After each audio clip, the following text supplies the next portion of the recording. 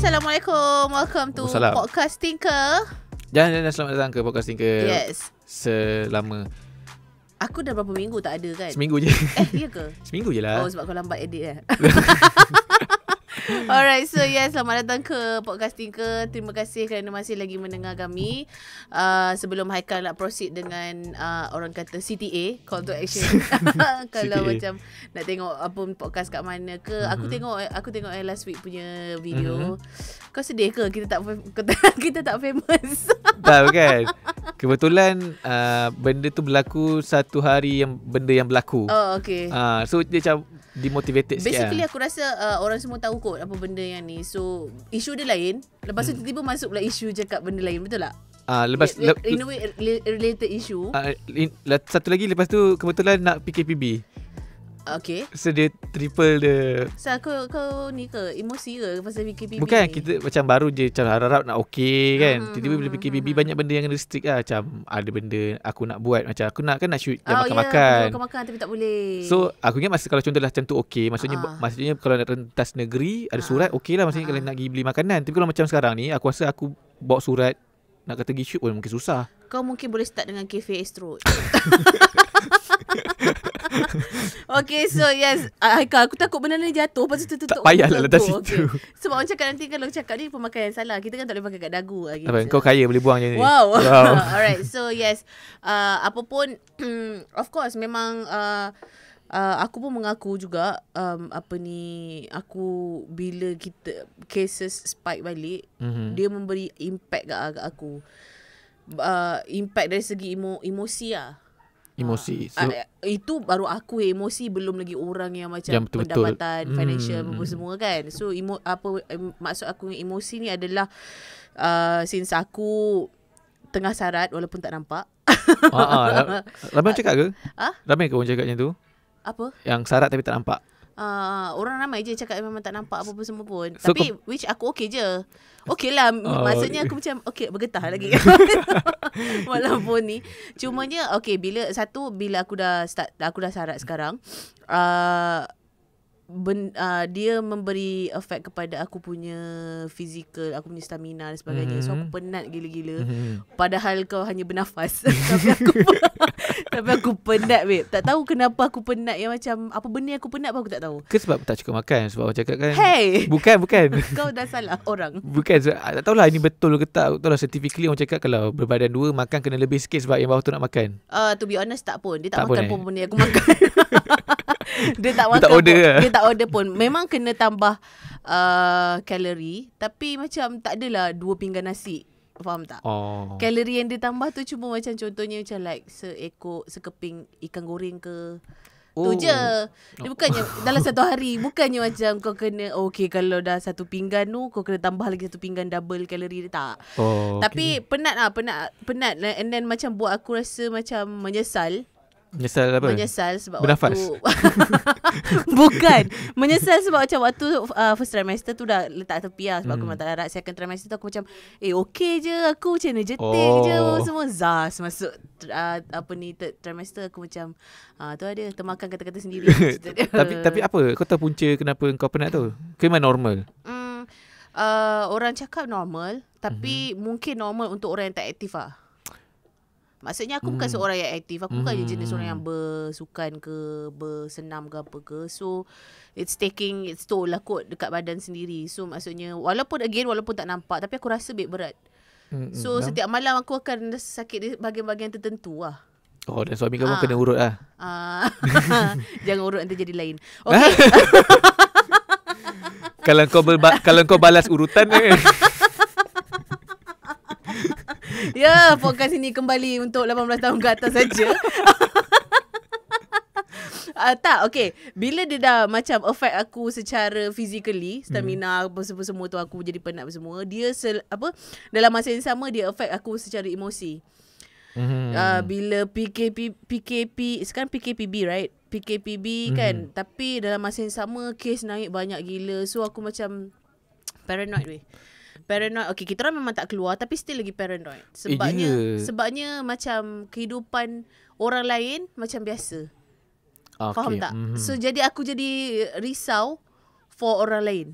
Aku risau sebab semalam kompetitor Astro Ada ni. Diorang buat swab test beramai-ramai sebab dekat dia ada positive office. case. Aku tahu, takutnya kalau kat sini. Itulah. Terus Tapi nak jangan terus- risau, kita orang sebenarnya dah sebab Adli takut dia akan dicop sebagai majikan yang tak berberi kemanusiaan. kita orang akan macam start WFH lah. Yang mana ataupun rotation yang untuk mengelakkan ramai orang dekat office dan sebagainya lah. Kalau sekarang pun memang tak ramai orang. Rasanya dalam kat floor ni pun tak cukup. Kita je aku rasa ada. Yang orang lain semua tak ada. Tak ramai. Dan apa yang akan kembali muka masam aku rasa. Kenapa? Tak tahu waktu PKP dulu kau tak perasan ke? Dia kan macam kusut gila. Tapi macam macam tak ada rupa orang dan sebagainya. Tapi lepas botak ni macam okey lah. Macam Tadi okey lah. gelak-gelak lagi. Okey lah. Okay, Mungkin tapi- dia belum rasanya. So and then bila aku dah syarat, maksudnya aku dah sampai ke, bukanlah sampai, aku dah menghampiri masa untuk aku bersalin. Lepas tu aku baca pula orang-orang yang macam sekarang ni yang baru-baru bersalin kan, lelaki tak boleh masuk, yang azankan doktor. Sebab COVID. Aku macam oh my god. Benda tu buat aku jadi unnecessary stress. Tapi itu semua berlaku di swasta atau kerajaan punya? Aku rasa kerajaan, sebab aku akan bersalin kat kerajaan. Oh, tempat mana tak tahu lah. Tahu. Dah decide dah? Dah decide dah. Oh, yelah. Aku tak nak sebut, takut nanti orang datang buruk. Aku tak nak. So nanti aku tengok peminat-peminat aku datang tunggu kat depan tu. Nanti bahayalah COVID dan kita nak elakkan COVID. Takut nurse tu tengok live habis berborak kat situ. Tak boleh nak push. Itu je nasib dia lah. Tapi aku takut peminat aku menghurung dekat depan pintu tu. Gitu. Dia betul sebab kawan aku, dia punya bini pun bersalin, aku rasa bulan lepas rasanya. Okay. Bulan lepas pun dah start tak boleh nak masuk. Apatah lagi yang sekarang ni yang tengah diperketatkan lagi. Even Mia waktu bersalin pun husband dia tak boleh masuk. Boleh masuk. Dia swasta kan? Dia kerajaan. Kerajaan. Pun tak boleh sebut, tapi dah boleh sebut aku dekat yang ni lah, HKL lah. So husband pun tak boleh masuk juga. Seronok lah suami dia tiba. Tapi husband dia datang hantar barang apa semua boleh lah. Cuma macam masuk tak boleh nak bersengkama pula bersama. Tak boleh nak melawat apa tak boleh semua melawat, lah. sebab Aku paranoid sebab ini adalah first time aku. Dan maybe macam first time mom pun macam ada kerisauan ini sebab macam kau tak tahu aku tak tahu kalau ini anak kedua ke anak ketiga. Aku maybe lah macam dah boleh expect apa yang aku nak buat lepas beranak. Sebelum beranak tu aku nak tahan sakit macam mana. Kan? Aku rasa nurse kena dah ada jenis WF. No. BFH. Bersalin from home. No. Bukan kau bersalin from home. Maksudnya support system tu daripada rumah. Let's say dia pasang tak salah Skype ke WhatsApp call ke. Because kadang-kadang perempuan memang memerlukan seorang, tak kisah suami ataupun mak dia, untuk berada samping untuk bagi kata-kata semangat. Sebab kalau nurse macam kau tak rasa the intimate punya source of power. Betul. Tapi aku tak tahu lah. Tapi macam aku ada pernah seorang follower ni, dia punya message DM kat aku kan. Aku selalu kalau tengok Instagram, kalau kau punya tu dah kecil, aku squeeze. Ni semua pasal sebab pregnancy. Bukan engkau yang bersalin. So macam orang pernah DM aku macam mana, apa pun keadaan yang macam aku akan like macam tempuhi in the future. Maksudnya waktu aku bersalin nanti, apa pun yang jadi, apa pun yang akan berlaku, apa pun macam mana keadaan aku ketika itu, macam mana aku punya penerimaan ketika itu, perasaan aku ketika itu, kena percaya itu semua dah ditetapkan oleh Allah. So benda tu yang macam buat aku macam okay, tenang ya. Maybe itu adalah bahagian aku untuk bersalin bersendirian. Mungkin tapi tak tahulah bila pada aku dah bersalin tu dah okey ke. Tak mungkin lah dah okey kan. Tapi memang begitulah maksudnya. Tapi aku rasa bila dah sampai contraction tu kena tidur cukup. Maksudnya? Sebab macam ni aku punya pengalaman. Kita orang pergi, contohlah hari ni bini aku dah ada contraction. Okay. Lepas tu pergi hospital. Hospital rasanya. Ke hospital, doktor check, bukaan baru kecil lah, 2 cm rasanya, 2 ke 3 cm. Suruh balik. So instead of balik berehat, kita pergi mall. Kita pergi mall. Tapi bukan bagus ke? Tu macam memang bagus. Okay, balik macam dalam pukul malam lah. Malam ni, lepas tu macam biasa kalau kita sebelum tidur main phone kan. So kebetulan malam tu bini aku contraction, teman lah main phone. So macam pukul 12 duduk baru betul-betul nak tidur. Tiba-tiba pukul 3 pagi Makin kuat. So kau macam menyesal lah kau tak tidur awal macam tu. Itulah dia menyesal. Mungkin duduk menyesal sebab bini aku pun dia penat masa dah. Sebab bini aku contoh dia contraction yang pergi hospital pukul 3 pagi esok ni, Okay. dia melarat sampai ke malam. Malam yang sama. Maksudnya dia contraction masuk hospital pukul 3 pagi, dia bersalin pukul 11.30 malam. Hari yang sama. So kau bayangkan nak period. Period menunggu. Oh my god. Kau bayangkan kalau kau tadi tidur 3 jam je. Faham. Dia akan kacau mental lah. So sekarang aku rasa daripada sekarang kena cukupkan tidur. Tapi sekarang aku memang tidur banyak pun sebab macam semua orang yang dah ada anak semua cakap itu benda yang sama. Maksudnya waktu kau mengandung adalah masa untuk kau malas dan tidur sebanyak mana yang kau boleh, sebab bila baby dah ada nanti kau dah macam tidur kau confirm dah terganggu. Tapi kau tak boleh nak expect sampai bila. Maksudnya macam orang kata ada setengah orang macam 2 bulan dah boleh regulate dah baby dia tidur macam mana. Ada orang macam makan masa lama lagi semua. So itu aku memang tidur je. Aku memang tidur je. Bagus lah. Cukup energy. So yes, itu adalah itu. So maksudnya siapa yang macam dekat luar sana yang sama dalam keadaan yang sama dengan aku, maksudnya tengah menunggu tak adalah menunggu hari, tapi tengah macam dalam keadaan emosi yang tak berapa nak optimum. Dan tambahan pula dengan ujian yang macam ni, yang pertama sekali adalah always be safe, sebab kita antara tergolong dalam mereka yang macam senang dapat risiko tu.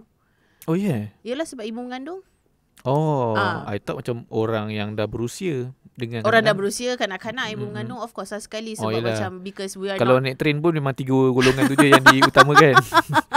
so we're not ourselves physically dan emotionally. So maksudnya risiko tu lagi besar compare aku dengan kau. Betul. Mesti aku lagi senang nak dapat penyakit daripada kau. Betul.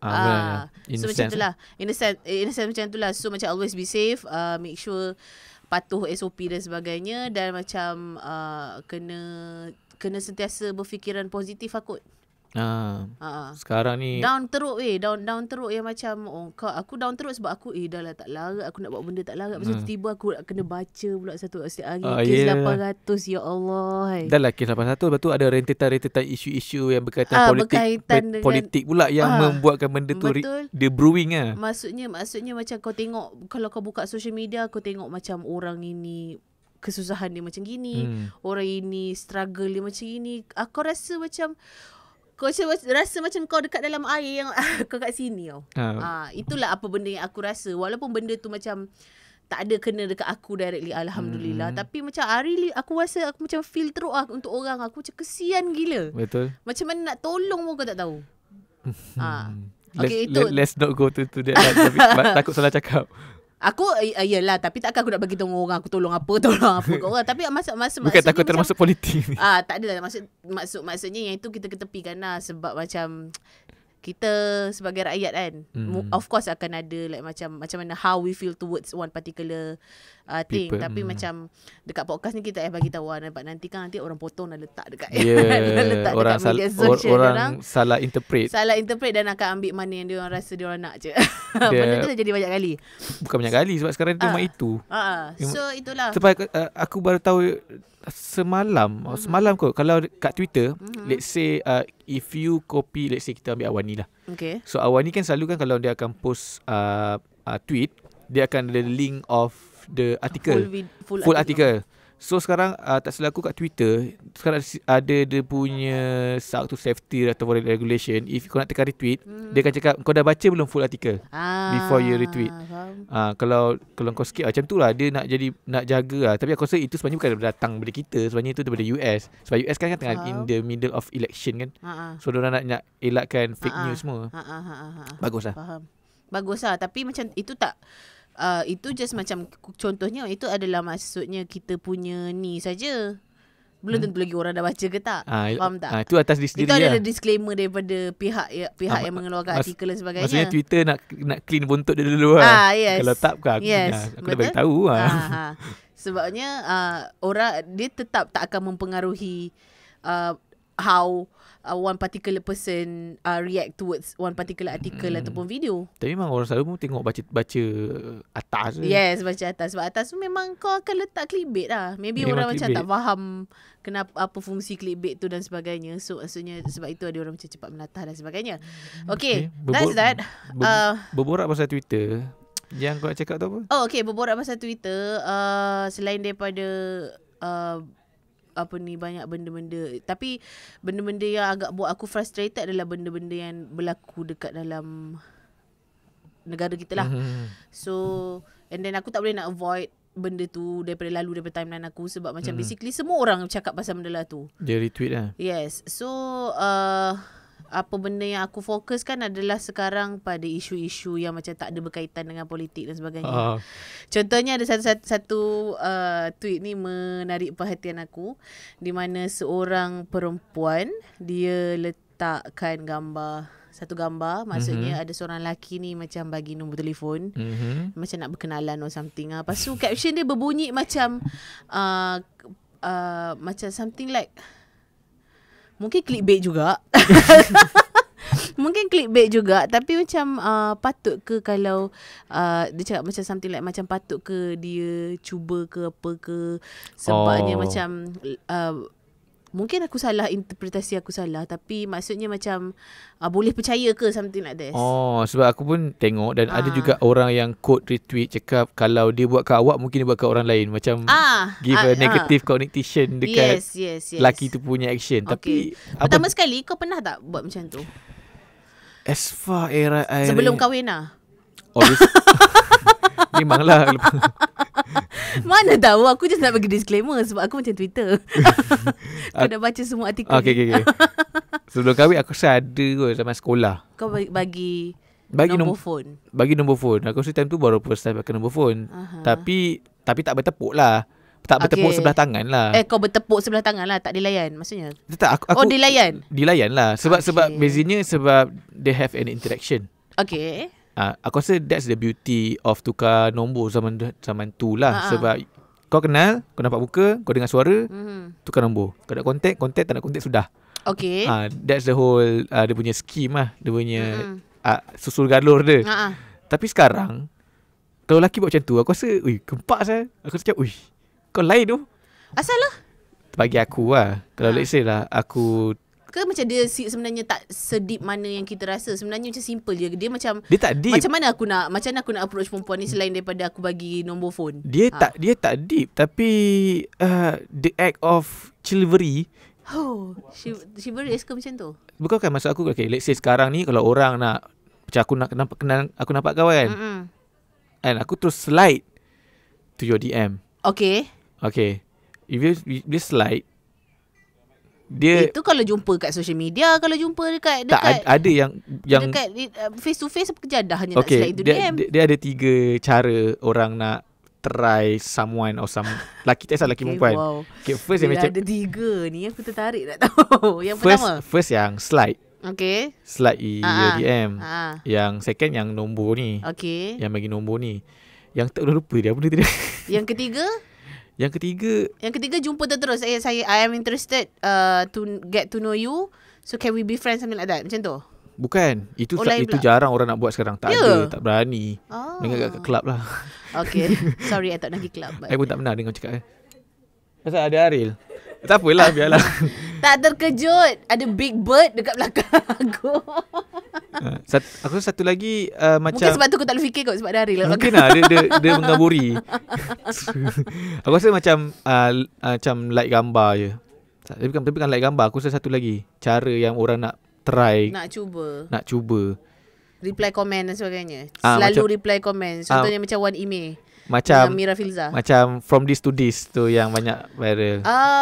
Okay. Tapi tu dalam kategori slide. Tapi nombor ni macam dah rare. Satu lagi aku rasa the risky of nombor dengan slide. Nombor tu lagi risky. Ya. So tu cakap, okay lah, aku respect lah kau punya style ni. Cuma yang tak style ni perempuan tu sebar. Tak, aku actually okay je. Sebab macam kita normal human being tu, of course kita akan rasa attracted dengan orang. Dan macam contohnya kalau macam aku jumpa kau dekat Petropam kan, macam mana aku nak tahu? Yes, aku pun teringat. That's the third one. Apa? Contoh perempuan yang pakai baju putih naik kereta merah Petropam pada pukul tu, saya minat awak lah. Itu scary. Scary Bagi aku scary lah. Scary. Bagi aku tak adalah scary. Sebab macam dia just describe je. Bukannya macam saya dah ikut dah perempuan ni. Lepas dia isi minyak, saya dah ikut dah. Rupa-rupanya dia pergi macam tu. Aku tahu lah. Mungkin sebab cara engkau mencari jodoh tu terlampau hebahan sangat. Faham. Tapi macam aku cakap tadi, nak ambil mic ke? Owner mic sampai? Ingat owner mic nak ambil mic. Ni kita punya owner mic. Kalau nampak, buka mask sikit. Buka mask. buka mask. Sini sikit. Ni Nabil. Okay. Buka mask siap. Jangan kau hancurkan. Tu Nabil, guys. Alright, so tu Nabil, Tuan Mike. So Mike. kita dah pinjam kat dia 2 tahun dekat 2 tahun. So kita bagi dia masuk kejap kan. Kita punya podcast. Okay, alright, point so tadi? Point aku tadi adalah macam of course macam aku rasa cara minta nombor perempuan yang macam kau hantar note ke ataupun kau tulis kat somewhere ke, aku rasa tu sebenarnya benda yang biasa je. Sebab macam contohnya macam aku cakap dengan kau tadi, kalau aku jumpa kau kat Petropam, macam mana aku nak tahu kau punya IG supaya aku boleh buat secara private, faham tak? Kan orang yang buat secara private tu adalah, maksudnya orang yang buat dekat IG tu yang macam slide into your DM semua tu, itu secara private lah. Tapi kalau jumpa macam ni, aku jumpa kau Syafa kat Petropam, lepas tu aku jumpa pula IG kau. Uish, itu memang dedikasi yang paling... Dedikasi lah. Dedikasi itu creepy lah. Berbanding yang macam kepada perempuan yang pakai baju putih. Itu lagi creepy lah. Okay, so macam setakat macam bagi nombor dia je, benda tu harmless tau bagi aku.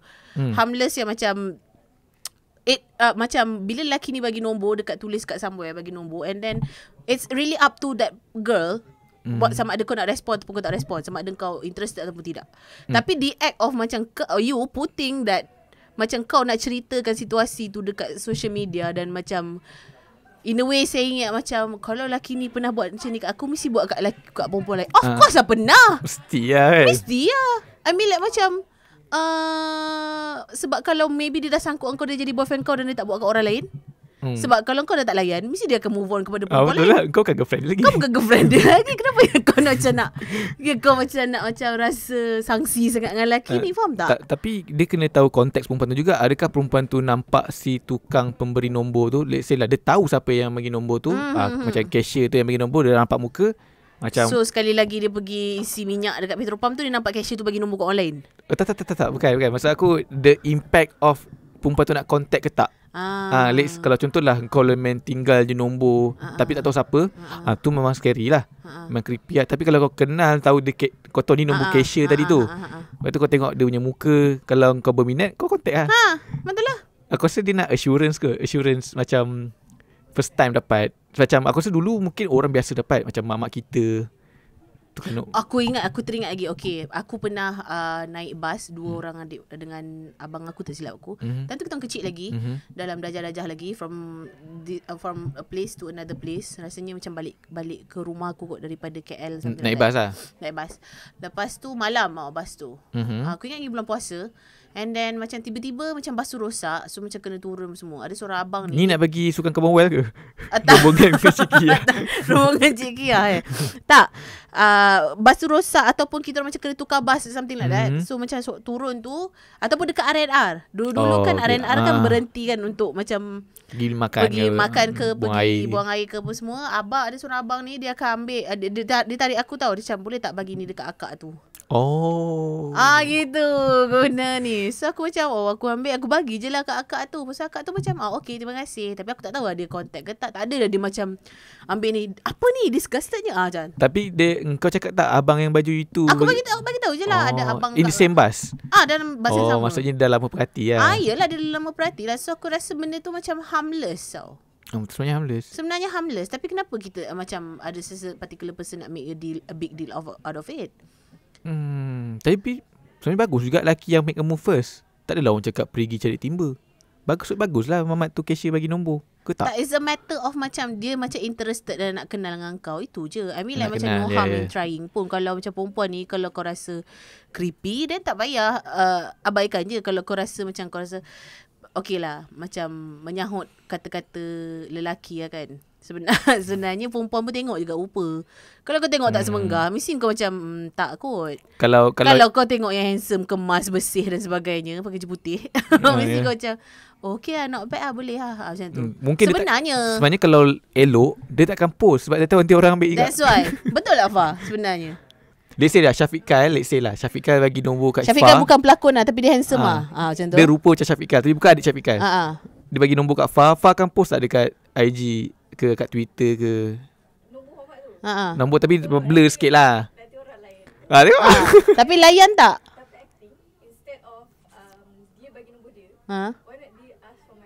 Macam mana? Tak boleh. Tak boleh sebab macam contohnya macam kalau maybe korang tak dengar Fah cakap macam instead of lelaki tu letak nombor dia, kenapa dia tak datang minta nombor? Why not dia datang minta nombor ni? Tapi macam sometimes keadaan tu tak membenarkan tau. Dia tak membenarkan juga, dan juga mungkin for safety. Sebab let's say lah, aku tahu situasi ni memang selalu berlaku. Let's say aku jumpa seorang artis, bang, boleh tak saya nak ambil nombor just in case apa-apa? Oh tak apa, saya ambil nombor awak. Sebab dia lagi rasa lebih selamat kalau dia ada nombor aku instead of dia, sebab takut sebar lah. Macam biasalah. Betul. Lagi-lagi perempuan. Yes, perempuan. Tiba-tiba nombor Fah dekat toilet. Lip massage. Lip massage tu, okay, aku tak tahulah, maybe aku salah lagi ke apa ke. Pernah tengok tak lip massage yang macam orang spray nombor telefon dekat toilet, tembok ke, dekat toilet lip ke. massage tak adalah, selalu volcano lah. Volcano tu apa? Volcano massage tu. Kita punya rancangan minggu ni 18 tahun ke atas. Aku kau kena letak tau. Untuk mengesahkan topik tu 18 tahun ke atas. Fah tahu tak? Fah tak tahu. Fah tak tahu, maksudnya tak boleh terangkan. Dan apa ni, lip massage tu pun sebenarnya aku ingatkan betul-betul dia massage bibir weh. Rupa-rupanya massage bibir lain. Kau faham tak? Bukan bibir di mulutmu. Namun begitu, yes. Bibir yang kerang ah. Kerang punya bibir. Fah? Ada juga perempuan maybe, kita tak tahu. Kita tahu, dunia ni pelik. Dunia ni pelik. So yes.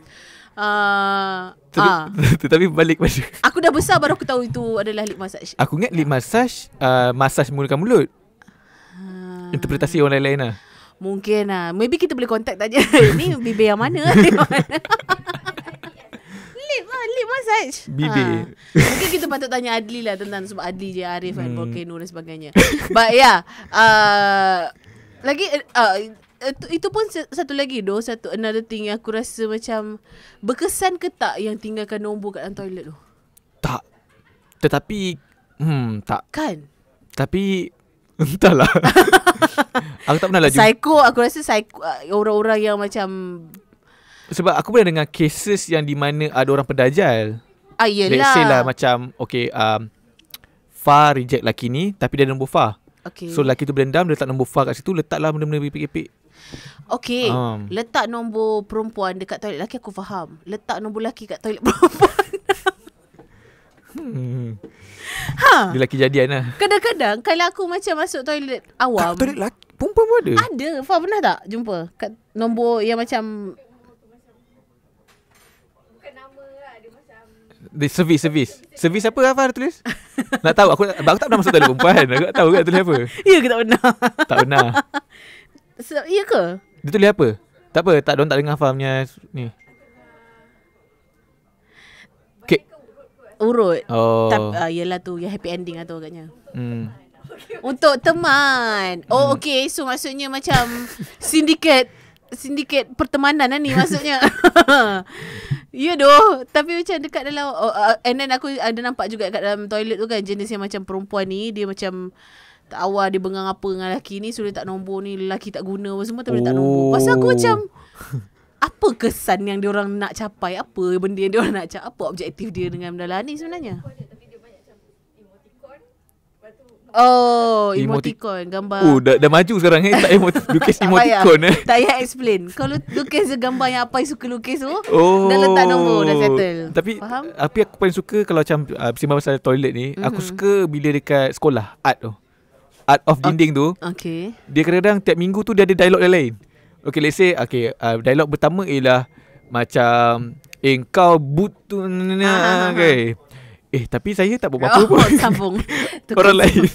Tukang sambung. So maksudnya dia memberi kau, dulu kan tak boleh bawa handphone kat sekolah. Jadi itulah hiburan kau semasa tengah membuang air. Dah kau baca. Dia jadi macam satu sketsa.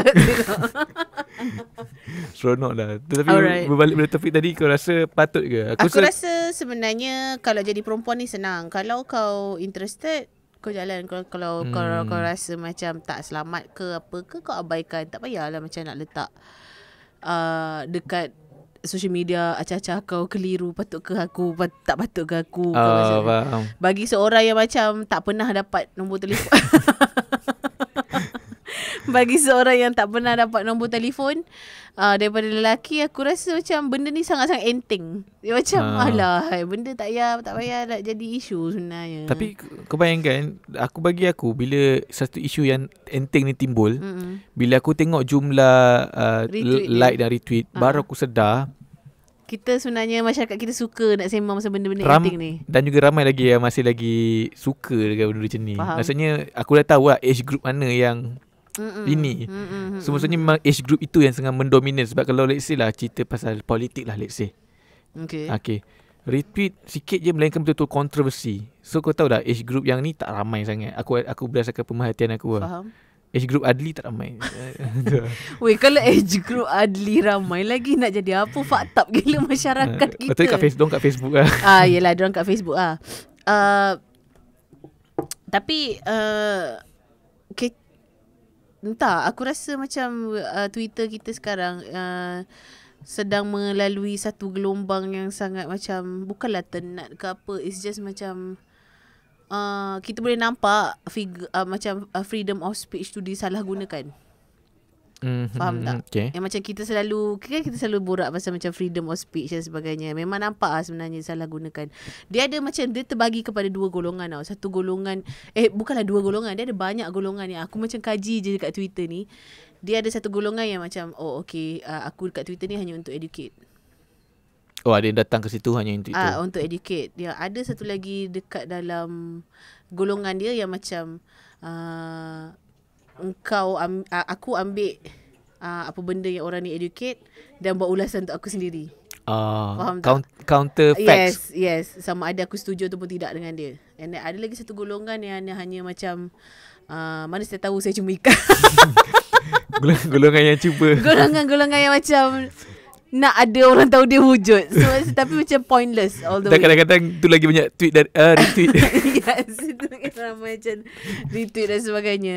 So maksudnya macam aku macam, bagi aku benda yang something yang aku tak berapa nak fancy sangat dengan Twitter ni adalah di mana budaya yang mana kalau kau tak setuju, kau kena bagi tahu gak dengan kau kena maksudnya? Kalau kau tak setuju dengan one particular statement, kau kena bagi tahu juga, kau kena macam tentang habis-habisan dengan kau punya ideologi sendiri. Which is aku pun buat benda lah tu. When aku rasa benda tu sebenarnya tak sihat sangat. Maksudnya menegak. Tapi bagus apa kepelbagaian pendapat. Ke cuma kadang-kadang tapi banyaknya kosong.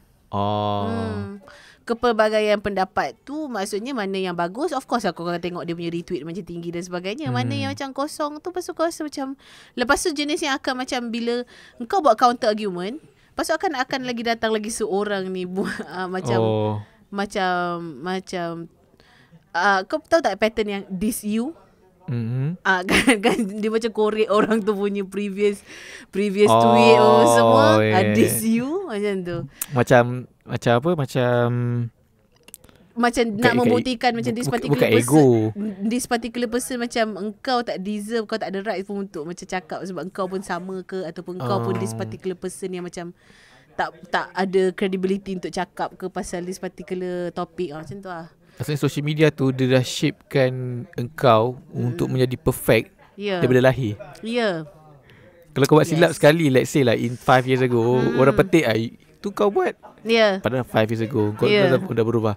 Betul. Ibarat kau petik ni lofa, macam gambar yang ni lofa yang from this to this. Kan? Kau faham tak? Tak, aku rasa sebab orang kita suka untuk orang tahu kot yang diorang ada pendapat. Faham tak? Betul.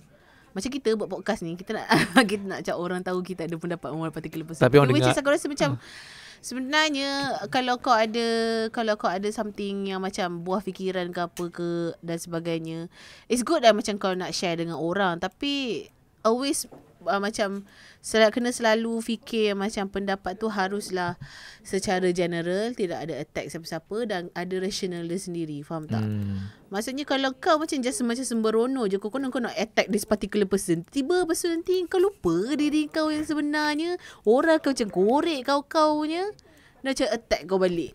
Which is aku rasa macam betul juga. Sebenarnya macam kalau kau ada macam pendapat yang bercanggah dan engkau ada peluang untuk sama ada untuk buktikan ataupun tak buktikan, aku rasa macam elok kau diam je sebenarnya. Sebenarnya better kau diam daripada buat statement. Sebab statement itu akan stay. Yes. Dan orang akan boleh manipulate kau balik. Betul. Memang confirm orang akan manipulate. So kalau kau diam, orang tak boleh nak manipulate apa-apa pasal cakap yang kau cakap. Betul. Tu yang bahayanya Twitter ni. Kalau kau tengah marah, kau social media, dia tak semestinya Twitter, social media juga. Sebab kau macam, kita macam dah tengok berapa banyak kes yang macam maksudnya seorang ni kena saman 2 juta sebab kau hanya macam body shaming saja. Kalau aku tahu Aikal, kau aku boleh dapat 2 juta hanya disebabkan body shaming. Aku dah buat 4 tahun lepas aku dah buat ni, kan? So maksudnya maksudnya macam bagi aku macam we are entitled to have our own opinion. Kita memang berhak untuk ada cara berfikir kita sendiri, sama ada betul dan tak betul. Sebab macam itu adalah macam mana kau nak shape diri kau sendiri tau. Kan? And then macam mana kau terima orang lain punya pendapat dan kau terima knowledge daripada orang lain tu, is really up to you. Sebab macam orang lain akan macam cakap benda yang betul juga, tapi kalau selagi engkau tu ignore dan tak nak terima, dia takkan ada ubah apa-apa. Tapi benda yang bahayanya adalah bila kau letak dekat social media. Kau percaya tak sebenarnya buku lagi powerful daripada social media? Of course. No. Based on facts. Yelah, of course lah. Kalau sebab buku ujang bukan buku ujang. Sebab bagi aku, kenapa ada recurrent topik yang diulang-ulang dan mendapat retweet yang hampir sama? Kerana ilmu itu, macam nak cakap, sebab orang kat social media, diorang ambil benda something info ataupun ilmu like macam betul-betul angin lalu. Betul. Let's say lah, macam fakta macam kita. Macam faham tak? Kita pun baca fakta, macam kita pun belum tentu akan ingat. Belum tentu akan ingat. Tapi 1+1 kau akan ingat sampai bila-bila. Yalah, betul lah. tak sebenarnya contoh yang salah tu. Tapi bagi aku, info tu sekarang bila membuatkan kita tahu info tu senang nak dapat, kita membuatkan otak kita lebih malas untuk retain the information. Faham? Sebenarnya. Sebab kau akan boleh macam pergi ke Google tu banyak kali just to get the same particular information. Betul. Kau akan ambil enteng lah benda tu. Betul, sebab kita tahu benda tu senang nak dapat. So otak kita tend to let go the information dan isi dengan benda-benda yang remeh-temeh macam nombor ni siapa nak contact. That's why. Tapi benda tu pun sebenarnya macam, faham tak? Benda tu macam sehari, 3 hari, 4 hari orang macam ambil peduli. Sebab tu macam maksud akan jadi angin lalu lah. Membawa diri sebab kita dah move on to another topic. Sebab dunia, sebab masalah orang banyak kan dunia ni. Kalau kita nak beritahu semua, masalah orang memang banyak dalam dunia. Tapi aku macam tak faham kenapa masalah yang macam tak payah jadi masalah yang selalu jadi tumpuan. Berbalik pasal masalah. Kau masalah ke? Bukan masalah orang sebab lah. kau macam berpeluk tubuh jadi tadi. Berbalik pada masalah di mana kita dah selalu bincang kat podcast. Aku dah 2-3 kali dah kita bincang mengenai pasal SPM tak penting. Macam biasa, aku seriously tak mengambil tahu terlalu yang depth sangat. Dan aku tak tengok pun video that particular guy. Tapi sampai keluar radio, sampai keluar arus perdana lah basically. Dan aku rasa macam, apakah salah? Aku just rasa dia punya approach tu salah tu je. Engkau tengok ke video tu? Aku tak tengok video tu. Aku just tengok dia punya caption je. Caption dia menulis pasal dia ni seorang entrepreneur yang berjaya lah sekarang ni. Dan dia di usia yang muda. Dia pun macam banyak kali, tak silap aku, nak viral daripada dia belum kahwin sampai sekarang dah ada anak. Okay. Sebab macam dia pernah diperbincangkan kot, tak silap aku, dekat Motiviral. Rasanya lah, tak ingat. Tapi rasanya kita tak pernah panggil dia kot. Dia cakap something yang, apa benda yang aku baca lah. maybe aku salah baca dan maybe apa benda info yang aku nak cakap ni tak tepat, tapi dia berbunyi seperti dia punya SPM tak bagus pun dia boleh berjaya. Dia tak cakap dia boleh berjaya sebenarnya. Dia cakap pasal awet dia. Ayolah, dia boleh dapat ini lah. Tak silap aku lah. Aku tak tengok video tu. Dia cakap awet dia okey je. Kenapa dia tanya kat awet dia, kenapa awet dia tak nak dengan lelaki yang lebih berjaya, lagi banyak A dan sebagainya. Dia cakap macam lelaki, sebab lelaki macam something like awet dia pandang lelaki yang baik je, something like that lah. Baik ke berbaik duit? So result tak berapa penting lah. Aku rasa itu pun adalah satu contoh statement yang tak payah kau buat. Careless kau lah. boleh fikir begitu. Careless statement sebenarnya. Yes, kau boleh fikir macam mana pun nak fikir dengan kau punya keputusan SPM dan sebagainya, tapi kau tak patut suarakan itu. Sebab again satu seperti yang kau cakap, akan ada manusia-manusia yang manipulatekan kau punya statement regardless apa intention kau untuk keluarkan statement tu. Sebab aku percaya dia akan keluarkan statement tu macam just like macam contohnya pembakar semangat lah. Macam dia cakap macam jangan risau kalau kau punya SPM teruk ke apa ke, tapi yang pentingnya usaha ke. Tengok macam aku usaha sampai sekarang dan alhamdulillah semua ni. Tapi which is betul. Macam aku rasa macam tak salah pun. Cumanya the way dia masalahnya bila kau keluarkan statement, especially kalau statement bertulis dan macam bukannya statement yang kau macam ada argument dan counter argument semua. Yes, ada argument, ada inference, hypothesis semua sekarang. Reference dan sebagainya. Itu susah. Betul. Sebab itu akademik punya artikel kena ada reference, kena ada argument, kena ada counter argument, kena ada semua benda complete. Kalau kena ada reliable source, Wikipedia tak boleh guna. Siapa yang nak SPM pun mesti dah belajar benda ni. Karangan, betul kan? Dia macam engkau bagi statement, contoh aplikasi ke, kau kena ada rebuttal apa-apa semua. Walaupun aku fail benda tu tapi tapi aku tahu lah dia ada structure. Semua orang yes. Dia ada structure dia. Yes. Dia kau tak boleh nak palatau. Yes. Itulah macam buah apple warna merah. Yes. Apa buktinya? Yes. Buktikan. Kena ada counter. So bila kau cakap satu benda yang hanya berasaskan apa yang kau faham, tapi tak cukup explanation, especially macam dekat caption IG ke, caption Facebook ke, yang macam kalau kau nak cakap benda yang betul boleh, tapi macam kalau macam one liner macam tu je, orang akan siapa-siapa je boleh macam salah anggap dengan kau punya statement ni. Lagi-lagi kalau orang yang anti dengan kau. Lagi orang yang baca headline je. Mungkin dia tak ada, mungkin internet dia tak ada. That's why. Dia scroll dia baca tu je. Dia baca tu je. Video tak boleh load. Macam tu. So aku rasa berbahayanya dan kesannya kita boleh nampak macam itu lah. Macam itulah. So betul, aku rasa macam bukanlah niat dia untuk cakap macam kalau kau SPM gagal, kau relax ke benda ni, kau boleh punya berjaya. Memang semua orang tak ada had pun untuk kita tak ada hak, dan manusia sendiri dia tak ada had pun untuk macam kalau SPM aku gagal, hak aku hanya sampai SPM pasal aku akan macam hidup macam ni. Tak, sebab tak macam future orang lain-lain, path orang lain-lain, jalan cari hidup orang lain-lain. Cuma aku rasa timing dia post that particular topic. Kalau dia post lepas result SPM, okay, memberi semangat. Tapi dia post sebelum orang nak ambil SPM. Dan ada juga orang macam hantar, tak silap aku Haze kot. Haze kot tak apa, aku tak tahu lah, aku lupa.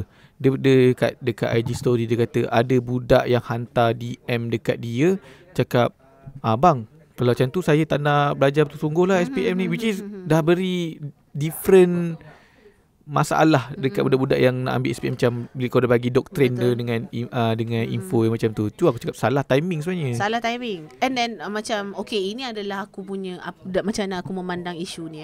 Waktu aku nak SPM dulu ataupun waktu aku sekolah dulu, aku kau rasa ada camp motivasi. Cuba bayangkan mak anda di depan. Bayangkan mak anda telah dipanggil ilahi macam tu kan.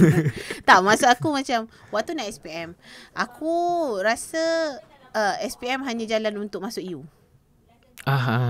So tapi aku agak indifferent dengan SPM tu. Aku tak ada rasa macam aku kena belajar rajin-rajin gila-gila babi supaya aku dapat yang bagus ke apa ke. Waktu tu aku dalam sekolah menengah So aku tak ada pun kesedaran itu. Tetapi bila result SPM aku dah keluar, baru aku fikir okay, biasa je. Aku 2A je. So baru aku macam terfikir kan, ini kalau aku push diri aku sikit lagi sebelum aku SPM hari tu, aku dah dapat better. And then aku dah dapat macam better opportunities. Betul. Kan? Sebab bila aku dah dapat yang ini, opportunities aku bukanlah limited. Tapi macam contohnya macam kau nak isi borang UPU kan, kau mesti kena tengok kan. Takkan nak tiba-tiba aku 2A, tiba-tiba aku nak ambil medik. Betul. Sebenarnya betul. Aku pun ada satu sama point yang kau, iaitu bila kau excel in SPM, it give you option. Yes. It give you more options sebenarnya. Options, more opportunity dan sebagainya. Dan macam daripada situ, daripada SPM nak sampai ke umur kau sekarang katanya, umur kau 30. Benda tu yang pembuka peluang tu untuk engkau bentuk diri kau sendiri tau. Maksudnya dari segi kerjaya, dari segi kau sebagai manusia dan sebagainya. Sebab macam orang yang tak peduli pasal SPM ni, kau rasa dia peduli pasal kehidupan minda dia. Faham tak? Faham. Dia tak pergi jauh lah. Tak fikir jauh. Orang tak fikir jauh. Maksudnya sebelum kau SPM kan, kalau kau pergi sekolah dan kau belajar apa benda ni, sebab dekat sekolah, aku percaya, sebab aku pergi sekolah dulu. Semua pergi sekolah. Kita bukan belajar benda dalam buku je tu. Kan? Kita belajar macam mana. Kita bukan belajar benda dalam buku je. Kita belajar skills. It depends on kau punya usaha juga. Yes. Let's say lah kau nak improve kau punya skill bahasa, tapi kau tak nak masuk kelab bahasa Melayu, macam mana nak improve? Betul. Kan? Tapi aku tak masuk pun kelab-kelab. It's just macam kesedaran tu. Yelah, kesedaran lah. Kesedaran tu aku datang lepas SPM. Sekiranya aku bernasib baik aku belajar sikit. Ketika sebelum jadi orang lah. Point aku adalah macam, kalau engkau tak nak belajar bersungguh-sungguh pun pasal bila kau nak SPM, kau kena, yang pentingnya adalah kau tahu SPM tu, kalau kau rasa macam tak penting, seluruh hidupan kau jadi tak penting. Okay, faham. Disebabkan opportunities dan options yang kita cakap tadi. Faham tak? Maksudnya kalau kau dah rasa SPM ni, aku boleh je lah jadi orang, boleh je lah. Kau nak kerja apa dengan SPM bila kita dah sampai tahun 2020 yang akan ada kereta terbang tak lama lagi? Betul. Kan? Kita terbang. Yang akan ada kereta terbang tak lama lagi. Kita dah tahun 2020. Lain lah kalau kita sekarang ni di tahun Adli punya SPM 70-an. Itu zaman lain tau. Ya. Zaman tu, kalau itu tak apa. Sebabnya maksudnya negara kita baru nak belajar. Negara kita punya nation baru nak belajar berkembang dengan teknologi dan sebagainya. So orang yang tak belajar tinggi ketika itu, dia dah belajar sekali. Ini maksudnya negara kita dah berkembang, teknologi dah pakai IT dan pakai ekonomi, jago sukan dan juga jutawan. Kan dah ramai. Jutawan tu tak tahulah dia betul ke tak takut Makau. Ramai. Takut Makau. Ramai kat Makau. Bila kita dah ada banyak tu, kita ada longgokan tu, orang yang sekarang yang baru nak macam yang berfikiran macam tak apa kot kalau tak ada SPM, tak apa kot kalau tak belajar rajin-rajin apa semua. Macam mana kau nak keep up dengan orang yang dah ada ni? Maksudnya jutawan-jutawan yang dah ada ni. Bijak pandai yang dah ada. Of course aku akan macam terpuruk rasa ingin mati. Kenapa kau banyak guna lirik ni? Maksudnya kau tak akan boleh keep up punya dengan orang-orang yang macam pandai dan sebagainya. Betul. Opportunities memang banyak, tapi tak se-32 juta. Dulu lain. Macam dulu aku pernah dengar orang cakap, kalau kau dah diploma tu ibarat degree pada zaman 70-an 80-an. Sangat susah orang nak ambil diploma. Sebab satu kewangan, satu lagi susah. Dipandang tinggi masyarakat. Diploma saja. Sekarang ni kalau kau ada master PhD, belum tentu pandang tinggi kau. Jadi kau nampak tak, sistem pendidikan tu sekarang ni kalau kau rasa SPM tu tak penting, kau nak kejar orang yang ada diploma, degree. Dan sekarang ni peluang pekerjaan pula sekarang lagi dah demanding dan juga sekarang lagi mencabar. Sebab kau bayangkan, dulu mungkin universiti ada 5-6 saja. Sekarang ni yang swasta ada, yang semi swasta, yang kerajaan ada. Contohlah setahun, kalau dulu zaman 70-80-an, graduan yang keluar daripada universiti collectively mungkin 5,000 orang. Dan waktu tu kerja mungkin ada 10,000 peluang pekerjaan.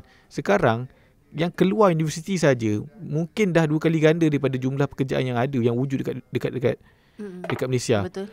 Lagi-lagi kalau yang bekerja tu jenis yang kita, kalau orang yang sekarang kita punya ekonomi dah tak stabil, orang akan hasil lagi boleh.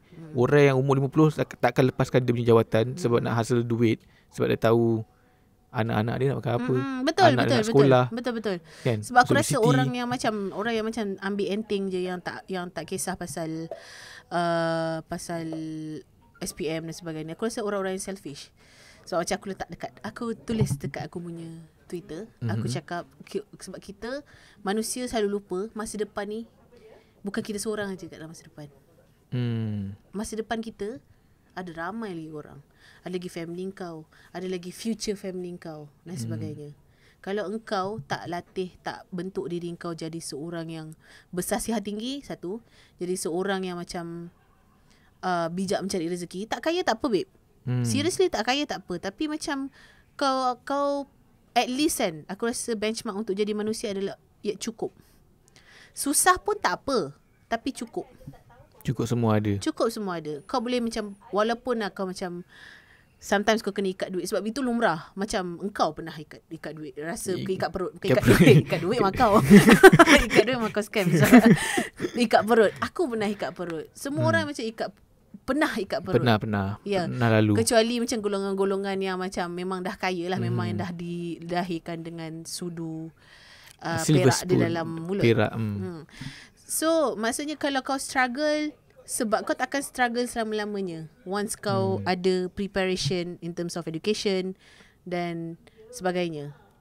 Sebab aku percaya kalau kau ada ilmu, kau tak akan macam selama-lamanya struggle. Maybe at one point kau akan struggle juga. Tapi kalau kau ada ilmu, kau macam boleh achieve banyak lagi in the future. Betul. Dan sekali lagi kalau ada orang yang petik, macam biasa orang akan petik influencer tu boleh. Lepas tu Bill Gates boleh, Steve Jobs boleh. Okay. Untuk contoh Bill Gates, Steve Jobs, mereka memang dibuang universiti. Tapi bukan universiti Tanjung Malim kan. Universiti Tanjung Malim tak wujud pun. Kau ajar. Okay, universiti mana yang tak wujud Universiti Pulau Pandan. Pulau Pandan Jauh ke Tengah. Dia bukan UPP. Dia bukan universiti Pulau Pandan Diorang Harvard, diorang Oxford. Maksudnya universiti yang memang nak masuk pun susah. Betul. Dan mereka sebenarnya orang yang berjaya ni, diorang dah nampak diorang lagi bagus. Maksudnya aku tak ada education, tapi aku nampak opportunity untuk aku grow. Tapi jangan sama diorang sekolah tau. Diorang sekolah tau. Tak, diorang memang pandai. Dia memang pandai. Dia pandai. Dia kena buang universiti. Dia lagi still pandai daripada kau yang tengah kia-kia dekat universiti sekarang. Faham tak? Dan dia level pandai yang level ahead. Contohlah sekarang ni mungkin kalau contoh engkau tak belajar tapi kau boleh buat kereta terbang. Itu kau memang kau Great Scott. Great Scott. Boleh travel time. Yes. Jangan jadi kat influencer tu. Geli aku. Betul loh. Kalau macam maybe apa benda yang kita punya younger generation lupa adalah macam benda begini tidak kekal. Betul. Yes, kalau kau macam jadi influencer dekat Instagram dan kau promote barang dan kau dapat wang daripada promote apa benda yang kau promote tu, kau kaya, Alhamdulillah kau kaya. Maybe sebab kau rajin dan sebagainya. Itu kira adalah effort. Itu effort. Itu effort. Dia bukannya macam. Tapi aku percaya benda ni rezeki tak. Mungkin rezeki. Mana-mana adik-adik yang nak jadi influencer dan tak kisah pasal SPM tu, influencer yang korang tengok tu, Alhamdulillah rezeki dia memang Allah bagi banyak. Kalau engkau jadi influencer tapi tiba-tiba Allah kata rezeki kau kat tempat lain, macam mana? Dan kau menolak rezeki tu. Dan kau tak ada pun apa-apa asas untuk engkau pursue kepada rezeki yang Allah dah tetapkan kau. Faham tak? Dia senang. Dia senang dalam konteks graph ataupun cake. Kan cake lah. Okay. Dia tak boleh cake. Dia macam apa benda lah. Kita macam cake lah. Ataupun mungkin apple. Bila kau potong apple tu, kalau contohlah apple tu busuk, contoh tu apple tu busuk, bila kau potong, satu je yang akan cantik. Betul.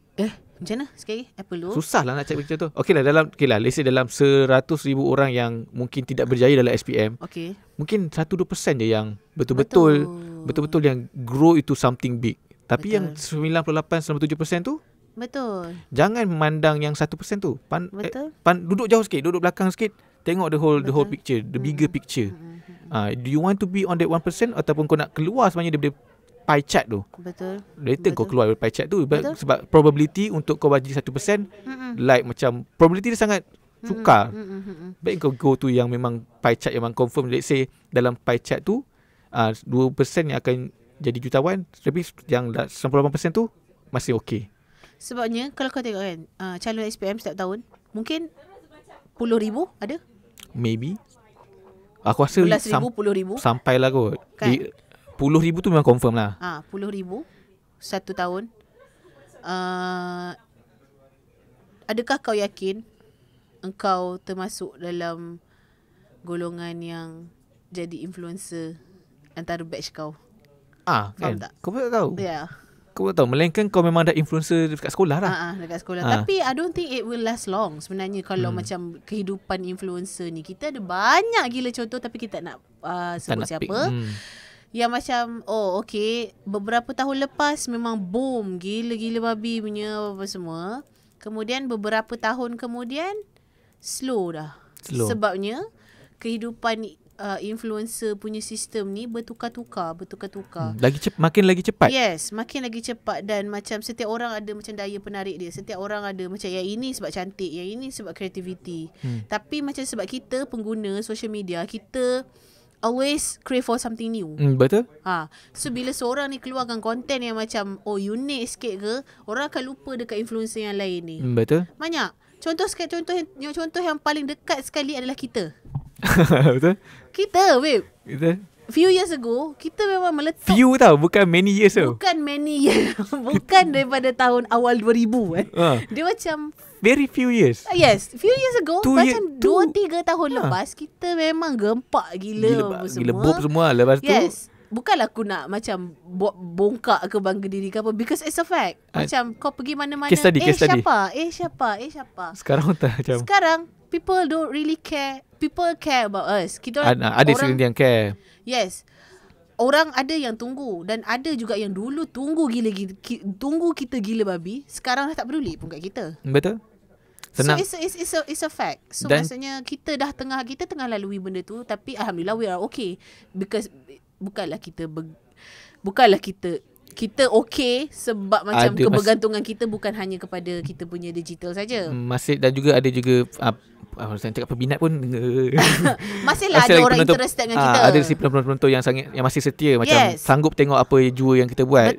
Tetapi itulah, dia memang sangat few years. Yes, memang sangat very very few years. Memang struggle. Let's say kalau aku boleh cakap nama, aku rasa memang betul pun kalau dia pun akan setuju. Sugu Pavitra. It's just 1 year. Where is she now? Dia punya graph lagi sangat cepat daripada kita. Kita alhamdulillah, mungkinlah kita rasa kita punya sukses tahan 2 tahun. Sebab aku rasa sebab kita ramai. Cakap Arab ke? Sugu Pavitra bukan bahasa Arab. Sial. Tak macam Sugu Pavitra. Dia sebab dia ambil SPM, Pendidikan Islam. Macam Sugu Pavitra tak sampai setahun, kalau dia punya peak drop. Yes. Jackie TV, dia peak Dah tak dah. mana ada views dah banyak dah. Really? Views dia tak banyak dah. Okay. So memang lagi cepat. Aku rasa Jackie tu pun cepat drop. Cepat sangat. Dia cepat daripada... Satu lagi mungkin salah cara, aku tak nak cakap lah, tapi okay cara yang macam kita pernah bincangkan dulu. Faham. Kan? Tapi itulah, sekarang lagi cepat. Kau bayangkan kalau budak part 6 tu dah tak relevan dah. That's why. Sebab itulah macam pengguna-pengguna kan, macam adik-adik ataupun budak part 6. Kau tanya macam budak part 6. Offcast tadi kau dah tanya kan? Yes. Di luar podcast tadi aku tertanya-tanya, siapa tertanya-tanya, budak part 6 ni sebenarnya apa? Sebabnya aku tak pernah tahu diorang, walaupun diorang dikira influencer sekarang, bukan influencer, maksudnya diorang ada public figure sekarang. Public figure. Masuk meletup tau. Kita tak masuk meletup. Yes. Of course, kita siapa? Kita tak masuk meletup tau. Kita few years je. That's why. Diorang adalah apa? Okay. Apa yang buatkan dia famous? Membuatkan dia famous ialah time tu, kalau kau perasan ada satu DC yang boy, nama dia Choki, yang panas. Okay. Harudang. Dia viral sebab satu, dia viral kat Twitter ataupun dekat Instagram, di mana dia famous kat Instagram. Dia punya followers aku rasa nak dekat 1 juta. Tapi orang kat Twitter macam berpetikai kan, budak ni buat apa sampai dapat hampir dekat 1 million kan. Dia buat apa? Tapi dia buat TikTok slow-mo je. Dan di budak part 6 ni tiba-tiba buat parody yang buat slow-mo sendiri tanpa guna apps. So orang cakap, kelakar lah. Dan berbekalkan dengan bakat yang dia ada tu. Dan orang mengangkat-angkat. Dia famous secara tiba-tiba lah. Dia macam sebenarnya hanya hiburan. Tetapi bila dia selalu buat orang macam ceki lah. Kan sebab dia sting aku Yahoo, lepas tu dia ni, lepas tu tiba dia. Faham. Sebab tu kena ada education. Betul. Macam okay, let's say macam Mat Lutfi. Ada education. Dia tahu how to craft, how to puff dia punya perjalanan kat digital. Macam Q propaganda. Aku nampak daripada sekarang dia dah tak kisah dah. Even though they are not as famous as they were before, tapi aku rasa dia orang relevant je lagi. Diorang dah tahu, diorang sedar diorang takkan popular, then they go to the next thing. Buat benda lain. Faham. Tapi kalau contohlah engkau, let's say engkau hanya viral dengan ni, sampai buat apa Macam kau nak Sturk buat? pun kan. Macam Sturk, they evolve. They know, yes. they know they cannot be in the scene too long. So diorang buat benda lain, which is tak buat sketch, diorang buat benda lain. So bila ada education, dia akan, Faham. kau akan lebih cenderung untuk okay, what's next. Adakah adik-adik yang nak jadi influencer ni bersedia untuk itu? Kau bayangkan Faiz Diki sampai baru ni Faiz Diki dah keluar daripada dia punya kepompong. Dia kata dia depressed sebab orang cakap dia gemuk lah. Okay. Orang cakap gemuk gerempul semua, dan sekarang dia dah Serious kurus. So dia keluar. Dia bakal jadi guest kita lah. Aku cuba. Oh wow. Tapi disebabkan PKPPB susah sikit lah. Dia dah duduk dalam Sarah pula, red zone. Betul tempat ada aku beli apa. Tak boleh begitu tempat Takut datang rumah dia ke. Okay, dah masalah tu memang 2 langkah je. Tapi itulah. Faham? Yes. Aku rasa macam mungkin kau nak jadi influencer boleh, but macam fikirkan tu part time, bukannya punca duit kau. Betul. Sebab dia tak ada ni doh, dia tak ada apa orang kata, tak ada sustainability. Yes, tak ada sustainability, dan dia tak ada promise pun yang kau macam akan berjaya macam mana kalau engkau bekerja sebagai seorang profesional. Faham tak? Sebab macam everyone can be public figure, everyone can be influencer. Kalau lah kita orang boleh tunjuk kat korang senarai influencer yang kita orang sendiri tak tahu macam mana kau boleh jadi influencer. Aku dah bagi dah. Tapi macam, ya buat apa aku nak macam bash orang-orang ni kan. Maybe sebab as long as dia ada maksudnya dia ada audience dia, maksudnya audience dia memang berminat dengan dia. Tapi kena faham juga audience kau akan grow. Betul. Grow out of ni, akan grow, dan macam mungkin akan macam move on daripada kau. Betul. Kalau yang stay macam kita punya penonton, alhamdulillah. Tapi jumlah yang stay dengan jumlah yang pergi, ratio dia tak sama. Ya, ratio tak sama. Kalau kita dulu boleh dapat views kat LAT dalam 100,000, 200,000. Sekarang nak dapat 100,000 pun susah. Betul. Ratio tu tak sama. Mungkin 2 bulan. Itu pun kalau kita boost. Kalau minum 100 plus. Yes. Aduh. Mungkin kita akan kena tutup channel lah. Aku rasa kalau Adil nak start menyanyi. Okey lah, daripada TikTok. Okey lah, kita dah sejam dah. So yes, that's that. Sebenarnya kita cakap pasal SPM ni, mungkin sebelum ini, episod sebelum ni kita cakap kalau SPM tak berjaya tak apa, ada peluang. Itu sebenarnya ialah untuk memberi korang kata-kata semangat. Kerana tak, aku still percaya kalau kau tak berjaya SPM, sebenarnya kau boleh berjaya. Kau tak bagus SPM tu, kau tak berjaya. Asalkan engkau letak kau punya fokus dekat situ. Maksudnya kalau engkau dah fail SPM ni, tapi kau katalah kau fail SPM tapi kau tetap gak nak jadi arkitek, engineer. Kau mesti akan buat something dengan kau punya SPM tu. Kau mesti fix your Astaghfirullahalazim. Kau mesti fix kau punya SPM tu just untuk get you on the right track. Faham tak? Maksudnya kalau kau dah usaha kat SPM dan still tak boleh go juga, don't worry. Simpan kau punya trade of usaha, dan boleh digunakan untuk, janganlah kau malas tak buat SPM langsung. Lepas tu habis SPM pun kau still, sebelum kau ambil SPM pun kau macam alah, ni memang tak boleh jadi apa ni yang aku punya SPM. Itu yang salah sebenarnya. Of course aku memang tak boleh nak. Aku ingat aku dekat uni, aku ada seorang kawan yang dia repeat bertahun tau. Tapi dia berjaya juga dapat ijazah. Dia repeat, dia adalah orang yang belajar, babe. Tapi memang tak tahu macam limit mana dia nak cakap. Tak boleh. Yes. Tapi memang dia macam jenis yang akan fail. Tapi dia belajar, babe. Orang lain semua bersuka-suka, overnight semua, dia belajar. Tapi sebenarnya dia berjaya tak menggenggam segulung ijazah. Dan kemanisan ijazah tu lebih manis daripada orang-orang yang uji overnight tu. Ya. Takkan lagu pergi balik kan. Macam let's say lah nak try. Aku pernah jadi adli lah, guna terms agak awek-awek. Terus aku nak try gadis tu yang kau suka kan. Kalau kau dapat sebulan, dia tak sama dengan kau try dah 2 tahun baru dapat. Faham tak? Betul, kau lagi appreciate lah. Faham. Manis dia lain lah. Manis dia lain lah. Gitu lah. Kan? Nak try ni lo-fi. Kalau sebulan kau dapat kan? Macam alah easy. Tapi kalau contohlah 5-6 tahun kau try ni lo-fi, baru dapat. Sorry no lo-fi, aku contoh lain lah. Nanti masalah reti lah. Kan? Yakin kau nak try ni lo-fi? Keyakinan itu yang penting. Itulah contoh yang tak boleh gunakan. tak logik lah. Tak logistik lah. Tak logistik and splacious. Okay, so yes, that's that. Kepada adik-adik yang macam rasa dah give up dah dengan SPM sebelum start SPM lagi, jangan begitu. Sebabnya rugi dia memang akan rasa. Kalau kau tak rasa kalau kau tak rasa rugi dengan keputusan SPM kau yang tak cantik tu, sesungguhnya engkau adalah orang-orang yang gagal. Orang-orang yang betul-betul gagal. I mean like macam macam tak macam kalau macam Fa kan jumpa orang kan, and then macam orang tu gagal SPM dia. Okay lah gagal, itu nak macam mana? Tak rasa dia gagal. Dia kaya, babe. Itu lain.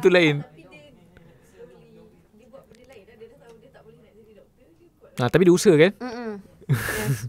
Cuba kalau dia melepet dia. Perhaps. So muka putih ketiak hitam. Astaghfirullahalazim. Okay.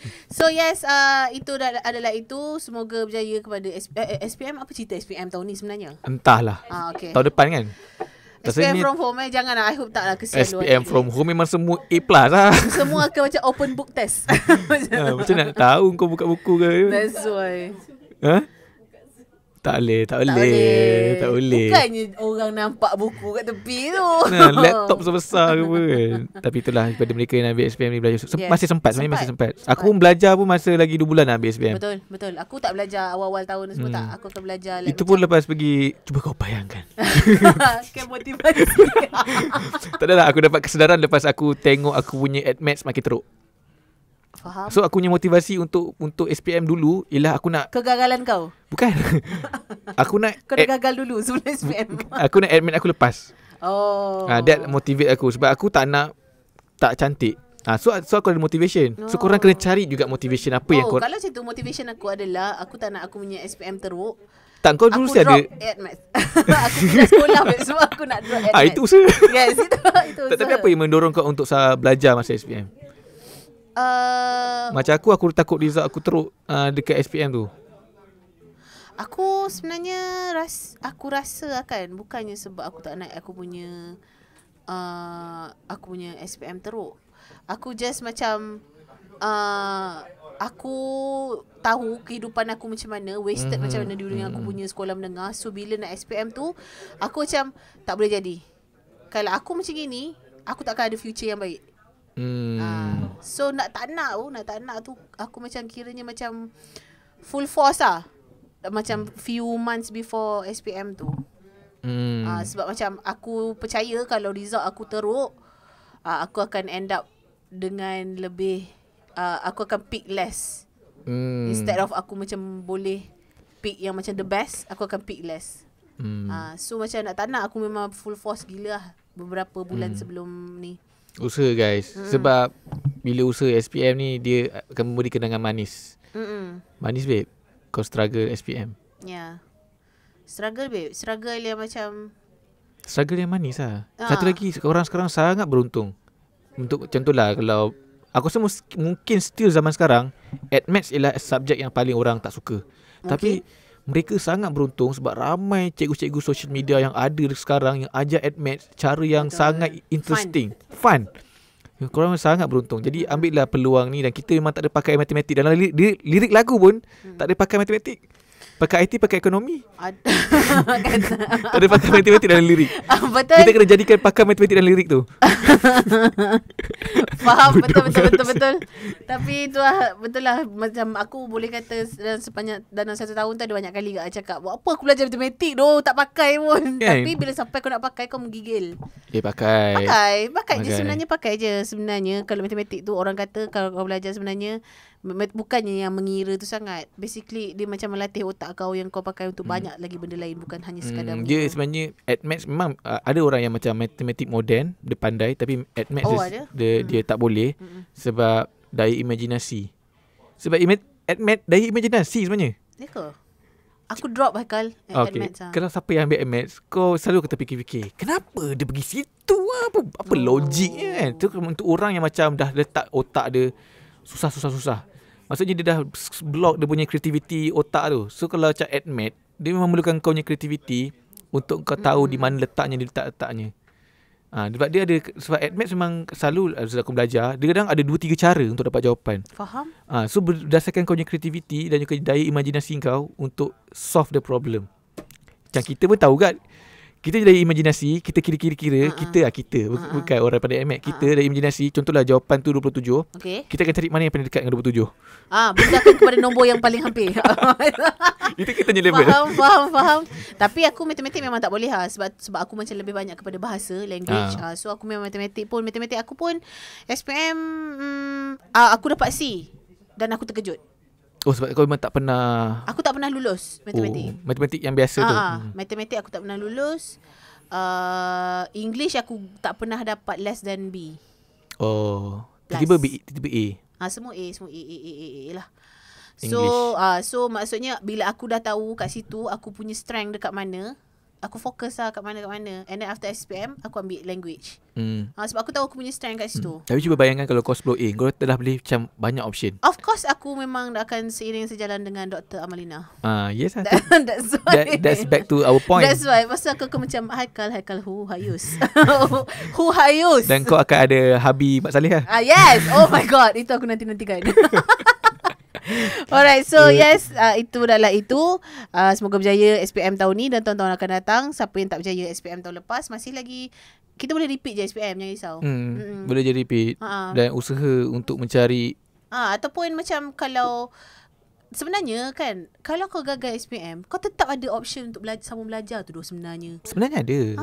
Cuma nak tak nak? Nak tak nak je lah. Kalau macam kau gagal SPM, lepas tu kau macam frust gila kau gagal, which aku rasa tak patut. Sebab kalau kau gagal, hanya satu sebab kau tak belajar. Tu je. Dan janganlah ikut. Sebab seingat aku, SPM, bila SPM sebetulnya, dia akan turunkan graf kan? Betul tak? Dengar orang macam lah. aku pun boleh dapat C yang tak pernah lulus. Allegedly orang cakap macam tu lah. Kan? Kita tak tahulah. So maksudnya kau memang boleh lah sebenarnya. Sebenarnya boleh. Boleh je. Dia sebenarnya orang cakap dulu masa aku belajar sekolah, pengukur kau punya kepandaian ialah trial. That's why ada certain you dia akan ambil result trial. Betul. Kau akan ada orang scout kau daripada tu. Yes. Dia takkan kisah kau punya SPM result, dia akan scout kau daripada fokus trial. Sebab trial tu lah memang terbalik lah. Betul. Orang cakap betul. Tak, yang penting dia belajar, settle. Kalau kau malas je kau belajar. Sebab aku faham, aku orang yang malas belajar. Tapi kalau kau put apa?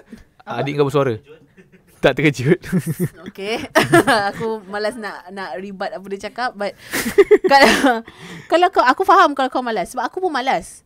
So tapi kalau kau letakkan kau punya fokus, letakkan kau punya kemahuan, confirm boleh punya. Boleh. Jangan risau lah macam saya takut lah kalau saya tak lulus. Tak payah. Kalau kau tahu kau punya limit diri kau punya maksudnya kau punya apa benda yang diri kau mampu. Aku tak pernah aim pun 10A dalam hidup aku. Kau aim Aku aim 1A je English aku. Sebab aku memang dah tahu dah, kalau aku dapat A English ni, aku nak sambung belajar apa. Itu yang pentingnya untuk kau tahu. Jangan kau macam aim tinggi sangat. Tak kisah dapat apa-apa pun janji boleh sambung belajar. At least kau sebelum belajar waktu SPM tu kau dah tahu kau nak jadi apa. Tak semestinya kau nak kena aim jadi arkitek ke apa. Kalau kau aim macam kerja HR pun tak ada masalah kot. Ada kot degree kat dalam human resources ada kan? Office management. That's why. Ataupun carilah wanita yang boleh terima. Carilah wanita yang boleh terima anda yang tak dapat ASPM. Itu orang lelaki, kalau perempuan perempuan okey je. Janganlah macam tu. How dare you. Bukan, maksud aku, Asal lah perempuan tak dapat A, okay. sebab lelaki still tengok muka. Come on Haikal, ini dah 2020. Perempuan tak hidup sebab lelaki ke. Okay. So yes. Hashtag kita jaga kita. Woman jaga woman. Yes, woman jaga woman. So yes, itu dia. Thank you Haikal, kerana kita, at least kita ada topik kan. Last week kau macam cakap dengan aku korang tak ada topik sangat kan. Tapi yelah, okey je sebab tengok. itu pun sebab aku dah edit cantik-cantik. Kalau tak banyak yang macam useless kat Useless je. Tak ada. Tapi aku baca juga komen orang suruh jadikan Apai pengganti bila aku bersalin nanti. Apai tu dia deep sangat lah Hania. Kau bayangkan first topic kalau tengok kan, borak pasal Kim Jong-un. Kim Jong-un menangis sebab dengan kepimpinan dia yang gagal. Aku terus bergegar tak ada sembang ni. So okay, seperti biasa Haikal, kalau nak Seperti biasa, kalau nak dengar podcast boleh dengar dekat Spotify, Apple Podcast, banyak tempat lagi, Google Betul. Podcast. Dan kalau nak tengok dekat YouTube. Dan saya okey je kalau tak famous, tak viral, saya okey je. Tapi klien please masuk. Biarlah kita orang tak viral, tapi masukkan klien please. Air kedondong. Kan? Itu ada apa? Kopi durian. Kopi dia. Alright, so yes, kita jumpa lagi minggu depan insyaAllah. Stay safe, patuh SOP, dan kita jaga kita. Hashtag rakyat jaga rakyat. Woman jaga woman. Woman jaga woman. Ibu Man jaga ibu. Abanch jaga abanch. Hashtag lip massage. Bye. Bye.